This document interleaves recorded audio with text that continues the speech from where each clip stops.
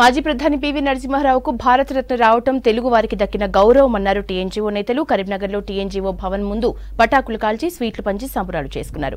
ఆర్థిక సంస్కరణలతో దేశాన్ని గాడిలో పెట్టిన ఘనత పీవీదే అని కొనియాడారు టీఎన్జీఓలు. మన పాములపర్తి వెంకట నరసింహారావు గారు తెలుగు జాతి గర్వించదగ్గ బిడ్డ. భారతదేశానికి ప్రధానమంత్రిగా ఎన్నో ఆర్థిక సంస్కరణలు చేసిన మన తెలంగాణ ముద్దు బిడ్డ ఈరోజు భారతరత్న అవార్డు రావడం పట్ల తెలంగాణ ఎన్జిఓ సంఘం పట్ల ఆనందాన్ని వ్యక్తపరుస్తున్నాం. అదేవిధంగా స్వీట్ల పంపిణీ కూడా చేసి మన బాణాసంచలనాలు కాల్చి ఆనందాన్ని మనస్ఫూర్తిగా మా ఆనందాన్ని వ్యక్తపరుస్తున్నాం. పివి నరసింహారావు గారికి ఇలా భారతరత్న ఇవ్వడం నిజంగా యావత్తు కరీంనగర్ జిల్లాకు తెలుగు రాష్ట్రాలకు కూడా ఆనందాన్ని ఇస్తుంది.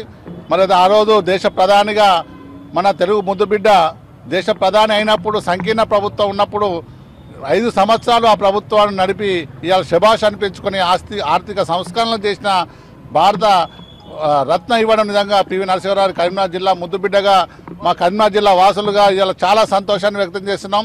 మా టీఎన్జీఓ సంఘం ఇలా సంబరాలు అంబరాన్ని అంటున్నాయి. యాక్చువల్గా ఈ ప్రభుత్వానికి మోడీ గారికి కూడా కృతజ్ఞతలు తెలియజేస్తున్నాం. భారతరత్న ఇవ్వడం అప్పుడు కనీసం అప్పుడు శవం కూడా కాలనీ పరిస్థితిలో తీసుకొచ్చినప్పుడు తెలుగు రాష్ట్రాలుగా మన ప్రధానికి ఇంత అవమానం జరిగిందని బాధపడ్డ వాళ్ళు ఇలా భారతరత్న రావడం చాలా సంతోషాన్ని ఇస్తుంది.